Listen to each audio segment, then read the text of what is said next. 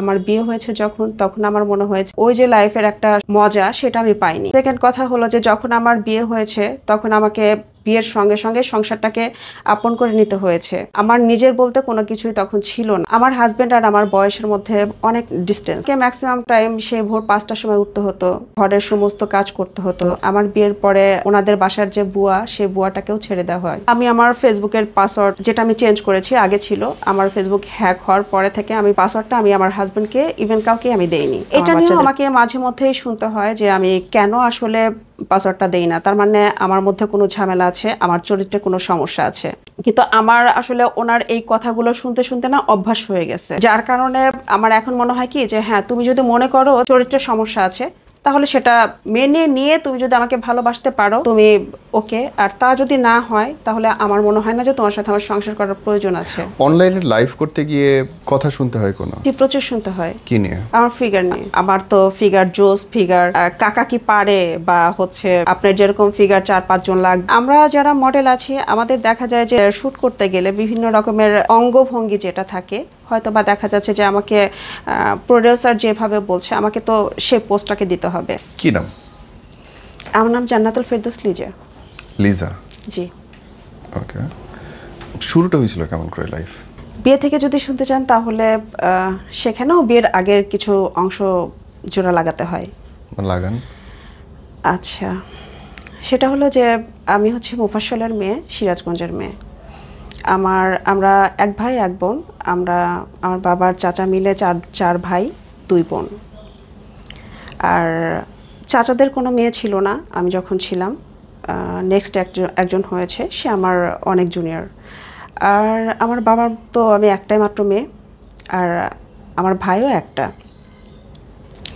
তো সেক্ষেত্রে বলা চলে যে আমি আমার বাবার রাজকুমারী ছিলাম। বাট আমার এখানে একটা ছিল, সেটা হচ্ছে যে আমার মায়ের সাথে আমার মা একটু মানে বলতে পারেন যে এমনিতে ভালো, খুবই ভালো। বাট হচ্ছে আগেরকার দিনের যেটা একটা ছিল, বা আমার মা যেভাবে বড় হয়েছে, সেটা হলো যে ছেলে আর মেয়ের মধ্যে একটা দুই চোখ করা। যেমন হচ্ছে ছেলে তো বিয়ে দিলে, মেয়ে তো বিয়ে দিলে পরের বাড়ি চলে যাবে, কিন্তু ছেলে তো আমাকে খাওয়াবে, পড়াবে, মানে আমার সব কিছু, মানে আমার মা বাবার সব কিছু দায়বদ্ধতা যে একটা কথা, সেটা হচ্ছে অবশ্যই ছেলেকেই নিতে হবে। তো সেই ক্ষেত্রে দেখা যেত যে আম্মু সবসময় দেখা যেত যে আমার ভাইয়াকে একটু বেশি সাপোর্ট দিচ্ছে, আমাকে একটু সাপোর্টটা কম দিচ্ছে। যেমন ধরেন যে আমি যখন আমার স্কুল লাইফ থেকে শুরু করি, আমি আর আমার ভাই দুজনেই ব্রিলিয়ান্ট স্টুডেন্ট ছিলাম। কিন্তু দেখা গেল যে আমার ভাই বড় ভাই, কিন্তু দেখা গেল যে আমার ভাইকে দিল হচ্ছে কিন্ডারগার্টেন স্কুলে, আর আমি হচ্ছে পড়তাম প্রাইমারি একটা স্কুলে। তো এই যে তখন থেকে কিন্তু একটা শুরু, মানে ছেলে আর মেয়ের মধ্যে যে একটা বিভেদ, এই জিনিসটা শুরু থেকেই এখান থেকেই হলো, বা বলতে পারেন যে আরও আগে থেকেই হয়তো ছিল। পড়ালেখা শেষ হলো কোথায় গিয়ে? আমার পড়ালেখা শেষ হলো সিরাজগঞ্জেই। আমার পড়ালেখা শেষ হওয়া বলতে কি, আমি শেষ করতে পারি না ওইভাবে। আমার বিয়ের পরে আমি বাচ্চা পেটে নিয়ে বলা চলে যে আমি এক্সামগুলো দিতাম। তো মানে ইন্টারের পরে আর পড়া হয়নি? না, ইন্টার পরে আর আমার পড়া হয়নি। বিয়ে হইলো তার মানে কত সালে? বিয়ে হলো 2004 সালে। বয়স মানে কোন ক্লাসে পড়ে তখন? আমি তখন পড়ি ক্লাস 9-এ। প্রেমের বিয়ে? না, প্রেমের বিয়ে না, আমাদের অ্যারেঞ্জ ম্যারেজ ছিল। আচ্ছা। আমার আব্বু তখন হজ করতে যাবে, তো আমাদের মফস্বলে কিন্তু একটা কথা আছে, সেটা হচ্ছে যে ছেলে হোক বা মেয়ে হোক, যদি প্রাপ্তবয়স্ক যদিও ছিলাম না, কিন্তু সেই সময় আমাদের আত্মীয় স্বজনের মাথায় একটা ভূত চেপেছিল যে না, কাউকে একজনকে বিয়ে দিতে যেতে হবে, বিয়ে দিয়ে হজে যেতে হবে। তো সেক্ষেত্রে থেকে আমাদের মানে আব্বুকে খুব ধরা হলো যে না, মেয়েকে বিয়ে দিতে হবে, দেন হচ্ছে যেতে হবে। তো আপনি কি আপনার এই প্রফেশনাল লাইফে আমি আসতে চাই, সংসারের কোন পর্যায়ে গিয়ে মনে হলো নিজের একটা কিছু লাগবে? সংসারের আমার মানে কোন পর্যায়ে গিয়ে মনে হলো, যখন আমি দেখলাম যে আসলে আমি তো যখন বিয়ে হয়েছিল তখন আমার ছোট্ট একটা বয়স, ছোট্ট একটা মেয়ে, আমি স্টুডেন্ট লাইফ থেকে সংসার লাইফে চলে আসলাম। সেখানে আমি দেখা যেত যে কোনো কিছু বুঝতামও না যে সংসার লাইফটা কি, বা হাজব্যান্ডের জন্য কি করতে হয়, ফ্যামিলির জন্য কি করতে হয়, যে যেভাবে বলতো সেভাবে চলতাম। এভাবে চলতে চলতে একসময় গিয়ে আমার মনে হলো, একসময় বলতে কি অনেক বছর পর, বিয়ের আপনার মিনিমাম ধরেন যে 16-17 বছর পর আমার মনে হলো যে আসলে এটা একটা মেয়ের পার্সোনাল একটা লাইফ থাকে, যেটা হয়তো আমি কখনো পাইনি। যেমন আমার বিয়ে হয়েছে যখন, তখন আমার মনে হয়েছে যে না, আমি টিনেজ বয়সে বিয়ে হয়েছে। তো সেক্ষেত্রে আমি আসলে আমার ওই যে লাইফের একটা মানে মজা, সেটা আমি পাইনি। সেকেন্ড কথা হলো যে যখন আমার বিয়ে হয়েছে, তখন আমাকে বিয়ের সঙ্গে সঙ্গে সংসারটাকে আপন করে নিতে হয়েছে। আমার নিজের বলতে কোনো কিছুই তখন ছিল না, বা আমি আমার হাজব্যান্ডকে শেয়ার করব। আমার হাজব্যান্ড আর আমার বয়সের মধ্যে অনেক ডিস্টেন্স। কত? মিনিমাম 16-17 হবে। তো দেখা যেত যে উনি আমাকে ওইভাবে বুঝতো না বা বুঝতে চাইতেন না, হয়তো বা দেখা যেত যে উনি বাস্তবিক চিন্তাভাবনা করতো, আর আমি যেহেতু টিনেজ ছিলাম, আমার চিন্তাভাবনা হয়তো অন্য ছিল, ওনার চিন্তাভাবনা হয়তো অন্য ছিল। দেখা যেত যে আমাকে ম্যাক্সিমাম টাইম আমি জয়েন্ট ফ্যামিলিতে ছিলাম বিয়ের পরে, আমার বড় ভাসুরের বউয়ের সাথে ছিলাম, 2 ভাই একসাথে থাকতো। তো সেক্ষেত্রে আমাকে ম্যাক্সিমাম টাইম সে ভোর 5টার সময় উঠতে হতো, ঘরের সমস্ত কাজ করতে হতো। আমার বিয়ের পরে ওনাদের বাসার যে বুয়া, সেই বুয়াটাকেও ছেড়ে দেওয়া হয়।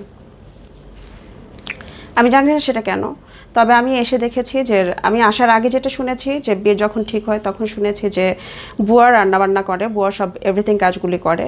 বাট আমি যখন এসেছি তখন আমি এসে দেখলাম যে না, এ বাসায় বুয়া নাই। আমি জানি না সেটা কেন। দেন হচ্ছে দেখা যেত যে আমাকে আমার প্রথম যখন আমার মানে আমাদের ঝগড়াঝাটি হতো, সেটা হচ্ছে আমাদের এগুলো নিয়েই, যে আমাকে ভোর 5টার সময় উঠতে হতো, আমি উঠতে পারতাম না। তো সেই ক্ষেত্রে দেখা যেত যে আমার বড় যা আমার সাথে অনেক রকমের খারাপ ব্যবহার করতো, অনেক রকমের মানে বাজে কথাবার্তা বলতো, যেটা আসলে আমি নিতে পারতাম না। বাট আমি যেটা করতাম সেটা হচ্ছে যে আমি ঘরের দরজা বন্ধ করে জোরে করে সাউন্ড দিয়ে শুনতাম, গান শুনতাম, যাতে আমি কোনো কথা আমার মুখ দিয়ে না বের হয়। আপনি অনেক অল্প বয়সে বিয়ে করেছেন এবং আপনাদের ডিস্টেন্স অনেক বয়সের। জি। এতে কি আপনাদের ফ্যামিলি লাইফ বা দাম্পত্য জীবনে প্রভাব পড়েছে আপনার মনে হয়? জি, অবশ্যই। একটু বলেন, যারা জানে না বা এই বেশি ডিস্টেন্সের বিয়ের অসুবিধা জানে না, তাদের জন্য একটু খোলামেলা বলেন। বেশি ডিস্টেন্সের যেটা হয় সেটা হলো যে ধরেন যে আমার বয়স আর আমার মেয়ের বয়স, বা আমার বয়স আর আমার যে কোনো একটা, আমার 15-17 বছরের জুনিয়র একটা মানুষ, নিশ্চয়ই আমি তার আমি আমি 17 বছর আগে যে বয়সটা আমি পার করে এসেছি, আমি কিন্তু ওইখানে যেতে পারবো না। আমার চিন্তাধারা এখনকার মতন থাকবে, আমি 17 বছর আগের চিন্তাধারা আমি যেতে পারবো না। তো আমি এখন যেটা করব সেটা হচ্ছে বাস্তবিক, আর 17 বছর আগের যেটা, সেটা ও কিন্তু সেটা করবে না। তো এখানে কিন্তু দেখা যায় যে দুজনের চিন্তা ভাবনার মধ্যে বিশাল একটা ফারাক থাকে। ফিজিক্যাল কোনো ডিস্টেন্স কাজ করে, এফেক্ট কোনো হয়? অবশ্যই হয়, এটাও হয়। কারণ ওই যে বললাম না যে চিন্তাধারা আসলে বিশাল একটা বিষয়, যেটা আসলে মানে নেওয়া যায় না, বা হচ্ছে হয়তো ওনার চিন্তাভাবনা একরকম থাকে, আমার চিন্তাভাবনা আর এক রকমের থাকে। সো আসলে আমি বলতে চাই যে না, এই ধরনের এত ডিস্টেন্সে মেয়েদের কখনো বিয়ে দিতে হয় না। এই লম্বা বিরতিতে, মানে লম্বা বয়সের বিয়ে, বাইরের মানুষগুলোর আচরণ কেমন থাকে? ধরেন আপনার সমবয়সী বা কাছাকাছি বয়সের ছেলেরা আপনাকে কখনো অ্যাপ্রোচ করে কিনা, বা তার সমবয়সী মেয়েরা তাকে অ্যাপ্রোচ করে কিনা? তার কথা আমি বলতে পারবো না, কারণ আমার আসলে স্বভাব যেটা, সেটা হচ্ছে যে আমি কারো ব্যক্তিগত জীবন নিয়ে বা কারো ব্যক্তিগত জিনিস নিয়ে নাড়াচাড়া করতে পারি না, এটা আমার স্বভাবের মধ্যে নাই। তবে হ্যাঁ, আমার কথা বলতে পারি যে আমি খুব অল্প বয়স থেকেই মানে বিয়ের প্রপোজালও পেতাম, আবার এখন পর্যন্ত আমি পাই। ওকে, আন্ডারস্ট্যান্ড। এই শাড়ি তো আপনার বানানো? বানানো বলতে জি, আমার আপনার পেজের। দোকানে? জি। কি নাম আপনার পেজের? আমার পেজের নাম স্বপ্নের সিঙ্গার। সিঙ্গার? সিঙ্গার ও, মানে সাজা। বাহ। শাড়ি বিক্রি করেন আপনি? শাড়ি, 3 পিস, লেডিস আইটেম আর কি। বাহ। আপনার মনে হয় যে একটা মেয়ের সংসার চালানোর পাশাপাশি নিজের ব্যবসা সে চালাতে পারে বাসায় থেকে? এটা আসলে অনেক মানে কঠিন হয়ে দাঁড়ায় একটা মেয়ের জন্য না, কারণ দিন শেষে আমরা যত কাজই করি একটা পুরুষ মানুষ সেই কাজটাকে কখনোই হচ্ছে মূল্যায়ন করে না। দেখা যাচ্ছে যে ভাই আপনি আপনার ব্যাপারটাই ধরেন, আপনি সারাদিন কাজ করে যখন বাসায় যান তখন আমি জানি না ভাবিকে আপনি কতটা বুঝেন, বাট ম্যাক্সিমাম পুরুষের যেটা হয় যে সেটা হচ্ছে যে মনে হয় যে না আসলে আমি কাজ করে এসেছি, আমি জার্নি করে এসেছি, তো আমি তো বাসায় বসে বসে খাচ্ছি। তো এই যে জিনিসগুলো আসলেও একটা মেয়ের জন্য খুব মানে ক্রিটিক্যাল হয়ে যায়। এটা মানসিকভাবে বলেন, শারীরিকভাবে বলেন, আর যে দিক থেকেই বলেন, এটা একটা মেয়ের জন্য খুব ক্রিটিক্যাল হয়ে যায়। তবুও আমার মানে অনেক দিন পরে হলেও আমার মনে হয়েছে যে না আমার আসলে ঘুরে দাঁড়ানো দরকার, কারণ হয়তোবা দেখা যাচ্ছে যে এর মধ্যে কিছু ভুলে গেছি। সেটা হচ্ছে যে আমার আসলে চিন্তাভাবনা, ঘুরে দাঁড়ানোর চিন্তাভাবনা সেটা হচ্ছে যে আমার 2018 সালে আমাদের হাজব্যান্ড ওয়াইফের মধ্যে কিছু মানে ভুল বোঝাবুঝি হয়। জি। আর এখান থেকেই তখন থেকেই আমার মনে হয়েছে আমি মানে অনেক কিছুতেই টর্চারিংয়ের শিকার হচ্ছি, বা আমাকে অনেকভাবেই আসলে আছে না যে হাজব্যান্ড ওয়াইফ একটা সম্মানের জায়গা, যে আপনি আমাকে ভাবিকে সম্মান করলেন, ভাবি আপনাকে সম্মান করলো, কিন্তু দেখা যাচ্ছে যে আমাদের কথার মধ্যে দেখা যাচ্ছে যে আমাদের মধ্যে ওই সম্মানটা আর কাজ করে না। লাইক ধরেন যে আমি আমার ফেসবুকের পাসওয়ার্ড যেটা আমি চেঞ্জ করেছি, আগে ছিল আমার ফেসবুক হ্যাক হওয়ার পরে থেকে আমি মানে আমার পাসওয়ার্ডটা আমি আমার হাজব্যান্ডকে ইভেন কাউকে আমি দেইনি, আমার বাচ্চাদেরকে দেইনি। তো এটা নিয়েও আমাকে মাঝে মধ্যেই শুনতে হয় যে আমি কেন আসলে পাসওয়ার্ডটা দেই না, তার মানে আমার মধ্যে কোনো ঝামেলা আছে, আমার চরিত্রে কোনো সমস্যা আছে, না হলে আসলে আমি কেন পাসওয়ার্ডটা দিব না। কিন্তু আমার আসলে ওনার এই কথাগুলো শুনতে শুনতে না অভ্যাস হয়ে গেছে, যার কারণে আমার এখন মনে হয় কি যে হ্যাঁ তুমি যদি মনে করো যে আমি আসলে আমার চরিত্রের সমস্যা আছে, তাহলে সেটা মেনে নিয়ে তুমি যদি আমাকে ভালোবাসতে পারো তুমি ওকে, আর তা যদি না হয় তাহলে আমার মনে হয় না যে তোমার সাথে আমার সংসার করার প্রয়োজন আছে। আর সন্দেহ প্রবণতা জি প্রচণ্ড পরিমাণে, মানে এই সব নিয়ে দেখা যায় যে আমাদের মধ্যে মাঝে মাঝেই তর্ক বিতর্ক হয়। আমি এখন আগে তর্ক করলেও এখন আর আমি তর্কে যেতে চাই না। আমার কাছে এখন মনে হয় যে কে যেন কথা বলছে, সে কথাগুলো আমার না নাই ভালো। অনলাইনে লাইভ করতে গিয়ে কথা শুনতে হয় কোনো? জি প্রচুর শুনতে হয়। কি নিয়ে? আমার ফিগার নিয়ে মানে বেশিরভাগই আমাকে ট্রোল করে আমার হাজব্যান্ডের সাথে, যেহেতু আমার বয়সের একটা গ্যাপ আছে, সেক্ষেত্রে ম্যাক্সিমামই বলে যে আমার তো ফিগার জোস ফিগার, তো বয়সও কম, তো হাজব্যান্ড ওয়াইফের মধ্যে তো এটা কি আসলে কাকা কি পারে, বা হচ্ছে আপনার যেরকম ফিগার 4-5 জন লাগবে, মানে এক্সেট্রা এই জিনিসগুলো আসলে আমার ভীষণ পরিমাণে খারাপ লাগে, কারণ আমি যেহেতু একটা মেয়ে মানুষ। এইরকম কথা বলে? জি সিরিয়াসলি অবাক হইলাম। শুধু এই জায়গায় ক্ষান্ত না, দেখা যাচ্ছে যে আমাকে মাঝে মধ্যে কমেন্টে এটাও শুনতে হয় যে আমি আবাসিক হোটেলের যৌনকর্মী। তো এই জিনিসগুলো আমাকে ভীষণভাবে কষ্ট দেয়, এই জিনিসগুলো আমাকে খুব কাঁদায়, কারণ আসলে আমার জীবনের যে স্ট্রাগলটা, আমার জীবনের যে আমি কম্প্রোমাইজগুলি করে এসেছি, সেটার পরে যখন এই ধরনের কথা শুনতে হয় তখন আসলে ভীষণ মানে ভেতরটা মোচড় দিয়ে ওঠে। মানে আপনি একটু লম্বা চওড়া দেখতে, এটা নিয়ে মানুষের সমস্যা? বলতে পারেন যে ফিগার তো সত্যি আসলে আল্লাহর দান, তো এইটা মানে আমার সৌন্দর্যটাই হয়তো বা কাল হয়ে দাঁড়িয়েছে আমার কাছে মনে হয়। ডেফিনেটলি আমি বলবো যে অনেকেই সৌন্দর্য চায়, বাট অনেক মেয়ের ক্ষেত্রে সৌন্দর্য আসলে কাল হয়ে দাঁড়ায়। যেমন হাজব্যান্ডের সন্দেহ, চারপাশের কথা, এখনও এরকম কেন আছি, আমার বেবি হয়েছে, আমার তো এখন মোটিয়ে যাওয়ার কথা, এখন তো আমার সংসার সম্পত্তি এগুলো নিয়ে থাকতে হবে, এখনও কেন আমি নিজেকে প্রায়োরিটি দেই, এখনও কেন আমি হচ্ছে নিজেকে ইয়াং রাখি, মানে এই ধরনের কথা। বিয়ে হয়েছে, বাচ্চা হয়েছে, সংসার করো, বাস হয়ে গেছে, আর কিছু না। আমার এরকমও হয়েছে যে অনলাইনে হয়তো আমরা বাচ্চা কাচ্চা নিয়ে বসে আছি, আমার মনে আছে আমি ফার্স্ট যেদিন হচ্ছে লাইভ করি সেই দিন হচ্ছে আপনার লাইফটা শেষ করে আমি চেঞ্জ করার জন্য আমার রুমে চলে আসি। তো আমার বাচ্চা কাচ্চাও ছিল। আমি ওয়াশরুমে যাওয়ার আগেই হচ্ছে আমার ছেলের কাছে মানে ফোনটা ছিল। তো এর মধ্যে একজন কল দিয়েছে। তা আমি আসলে সত্যি বুঝতে পারিনি। আর যেহেতু আমার বাচ্চাটা ছোট, তো ও বুঝতে পারেনি যে ভিডিও কল দিয়েছে। তো ভিডিও কল দিয়ে যেটা করেছে সেটা হচ্ছে যে আপনার মানে কি বলবো, এত লজ্জাস্কর একটা সিচুয়েশন আমি পড়েছি, যা বলার মতন না। উনি সরাসরি ওনার যে হচ্ছে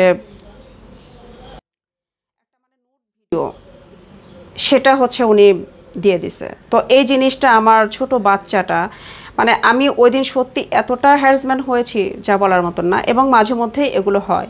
তো এই জিনিসগুলো আসলে আমি মনে করি যে শুধুমাত্র আমাকে না, এগুলো আসলে অনেক মেয়েদের আছে, আমাদের মতন মেয়েদের আছে, যে এই ভিডিও বলেন বা ভিডিও কলে এই সমস্ত মানে হ্যারাসগুলো নিতে হয়। অবাক লাগে জানেন, আমি চিন্তা করে খারাপ লাগে যে আমাদের কিছু মানুষের রুচি, শিক্ষা, বিনোদনের এত দুষ্প্রাপ্যতা যে অচেনা একটা মানুষকে বাজেভাবে অ্যাপ্রোচ করে নিজেদের সুখ পাইতে হয়। সেটাই। কারণ ওদের আপনার বিরুদ্ধে অভিযোগটা কই, বা আপনাকে নিয়ে আকাঙ্ক্ষার জায়গাটা তো বেশি কেন মনে হয়? সত্যি আমি জানি না যে ওদের আমাকে নিয়ে কেন এত আকাঙ্ক্ষা। আমার মনে হয় শুধুমাত্র যে আমাকে নিয়ে আকাঙ্ক্ষা, ব্যাপারটা মোটেও সেরকম না। মানে আমরা যারা মডেল আছি, আমাদের দেখা যায় যে আমাদের শ্যুট করতে গেলে বিভিন্ন রকমের শ্যুট থাকে, যেমন হচ্ছে অঙ্গভঙ্গি যেটা থাকে, হয়তো বা দেখা যাচ্ছে যে আমাকে প্রোডিউসার যেভাবে বলছে আমাকে তো সে পোস্টটাকে দিতে হবে। তো আমি হয়তো আমার যেহেতু একটা পেজ আছে বা আমার যেহেতু এটা প্রফেশনাল আইডি, সো আমি ওইটাকে কিন্তু আমার এখান থেকেও দিয়ে দেই। তো ওইটাকে ওরা আসলে যেভাবে ভাবে যে এই যে আমি যে অঙ্গভঙ্গিগুলো দিচ্ছি, এটা এটা আসলে আমার হয়তো নেগেটিভ কিছু ভাবে। বাট আমার তো বিষয়টা তো এরকম না। আমার তো বিষয়টা হচ্ছে যে না, আমাকে কাজগুলো করতে হবে। আর পাবলিক কি কাজ পছন্দ করে, একটা মডেল কিভাবে কাজ করতে পারে, সেটা আমরা মোটামুটি সবাই জানি। তো সেক্ষেত্রে আমাদের কিন্তু ওইভাবে করে আমাকে পাবলিক কেন দেখবে? অবশ্যই আমার মধ্যে আকর্ষণীয় কিছু একটা থাকতে হবে, না হলে তো পাবলিক তো আমাকে দেখবে না, তাই না? তো ওই জায়গা থেকে যদি এখন প্রোডিউসার বলে যে না তুমি এইভাবে শ্যুটটা দাও, তো আমার তো এখানে কিছু করার নাই, এখানে আমাকে দিতে হবে, বা আমার মানে ফেসের যে এক্সপ্রেশনটা ওইটা তো আমাকে ওইভাবে দিতে হবে। সো দেখা যায় যে এইগুলো থেকে এদের হয়তো চিন্তাভাবনা নানান রকমের থাকে, যে এই মহিলা হয়তো মানে আমি কি বলবো, এই কথাগুলো আমার বলতেও রুচিতে বাধে, কথাগুলো আমি আসলে বলতে পারি না। তারপরেও আমি যেটা করি সেটা হচ্ছে যে আমার কিন্তু প্রচুর বাজে কমেন্ট আসে। তো আমার এই কমেন্টটা নিয়ে কমেন্ট সেকশনে যখন আমি যাই, তখন দেখা যায় যে এই বাজে কমেন্টগুলোর রিপ্লাইটা আমি নিজে দেই। আমার মডারেটর যারা আছে তারা অন্য কমেন্টের রিপ্লাই দিলেও এই বাজে কমেন্টের রিপ্লাইগুলো আমি নিজে দেই। আমার কাছে কেন জানি মনে হয় যে না, মেয়েদের এরা সবসময় পেয়ে বসে। সো আমরা যদি স্ট্রং না হই, ওরা এই কাজগুলো প্রতিনিয়ত করেই যাবে। লাইক ধরেন যে মানে বিভিন্ন ধরনের কমেন্ট থাকে। তো আমার মনে হয় কি যে এই কমেন্টের রিপ্লাইগুলো যদি আসলে আমি না দেই, তাহলে ওরা দেখা যাবে যে প্রতিনিয়ত এটা করে যাবে। তো যার কারণে আমি দেই। এটাকেও হয়তো অনেকে মানে খারাপ ভাবে, কিন্তু আমার কাছে মনে হয় যে না, একটা মেয়ে মানুষের মেন্টালি অনেকটা স্ট্রং থাকা দরকার। ওদের বোঝা দরকার যে সে ইজ ভেরি স্ট্রং পারসন। আমার কাছে এটা মনে হয়। ঠিক আছে, লাস্টলি কিছু বলতে চান যারা দেখছে তাদের জন্য? হ্যাঁ, আমি একটাই কথা বলবো, আপনারা নেগেটিভ মাইন্ডের যারা আছেন, আমি আর একটা কথা বলবো এখানে। আমি আমার ছোট ছেলেটা, আমার যে ছেলে, একটাই ছেলে, তো ওকে নিয়ে, ওর বয়স হচ্ছে 11 বছর বয়স। আমি যখন স্কুলে যাই ওকে নিয়ে, বা ওকে নিয়ে আসার সময় হয়তো বা আমরা মা ছেলে রিকশায় বসে বা গাড়িতে বসে আমরা যখন হচ্ছে একটু আছে না যে আমাদের সুন্দর একটা টাইম, আমি আমার ছেলেকে একটা পাপ্পি দেবো বা কিস করব, এটা তো স্বাভাবিক একটা বিষয়, বা আমার ছেলে একটা দিবে, এটা স্বাভাবিক একটা বিষয়। তো এইটাকেও যদি আমি যখন দেখা যায় যে একটা ভিডিও দিলাম, এটাতেও মানে পাবলিক এত রিয়াকশন করে ফেলে, একজন তো মানে বলেই ফেলেছে যে এই ছেলেটাও বোঝে যে তুমি একটা তো এই যে জিনিসটা, বা আমাকে বলা হয় যে হচ্ছে তুমি তোমার ছেলে তোমাকে দেখে কি শিখবে। তো যদিও আমরা ঘরের মধ্যে কিন্তু ওয়েস্টার্ন পড়ি, তো আমার ছেলে কিন্তু আমরা কিন্তু একসাথে বসে ইংলিশ মুভি দেখছি, আমরা একসাথে বসে গল্প করছি। তো আমার ছেলের মাথায় কিন্তু এটা নাই যে আমার মা কি পড়ছে, আমার মা কি করছে। ইভেন আমরা দেখা যাচ্ছে যে যে বিষয়গুলো এগুলো কিন্তু আমরা দেখা যাচ্ছে ঘরের মধ্যে বসে একসাথে বসে কথা বলি। কারণ আমার কাছে না শিখাইলে তো ভুল শিখবে। হ্যাঁ, আমার কাছে মনে হয় যে আমার ছেলে এখন টিনেজ বয়সে পা দেবে। তো সেই ক্ষেত্রে আমি যদি ওকে না এগুলো যদি আমরা যদি এখন আলোচনা না করি, তো দেখা যাবে যে একটা সময় ও ভুল কিছু শিখবে। তো যার কারণে কিন্তু আমরা দেখা যে বিষয়গুলো এগুলোও কিন্তু, হ্যাঁ বাবা তুই এটা করছিস, তুই এটা করছিস, এটা হয়েছে ওইটা হয়েছে, বা উঠতি বয়সে যে একটা ওদের যে একটা হ্যাঁ পরিবর্তন, সেটা নিয়েও কিন্তু আমি কিন্তু ওর সাথে সরাসরি কথা বলি। কারণ আমার কাছে মনে হয় যে না, এটা সরাসরি কথা বললে ও আমার সাথে ফ্রি হতে পারবে, এবং হচ্ছে ওর জীবনে যেটাই হোক ও আমার কাছে ফ্রি মাইন্ডে বলতে পারবে। তো এই জিনিসগুলোকে দেখা যায় যে ম্যাক্সিমাম মানুষ নেগেটিভ মাইন্ডে নেয়। আবার হচ্ছে দেখা যাচ্ছে যে আমাকে মানে আমার কাছে তারা যেটা প্রশ্ন করে যে আমি আমার ছেলেকে কি শিক্ষা দেব, বা আমার ছেলে ভবিষ্যতে আমার ভিডিও দেখে কি চিন্তা করবে। তো আমার একটাই কথা যে আসলে কি আমরা যেভাবে চিন্তা ভাবনা করি, আমাদের ঘরের ছেলেরা কিন্তু সেইভাবেই চিন্তা ভাবনাগুলো করে। আর আমরা সন্তানকে যেভাবে শিক্ষা দেব আমার মনে হয় সেভাবেই তারা শিখবে। সো আমি একটা কথাই বলবো যে নেগেটিভ মাইন্ড না নিয়ে আপনারা যদি সবাই একটু পজিটিভ হতে পারেন, সেটা আসলে সবার জন্য ভালো।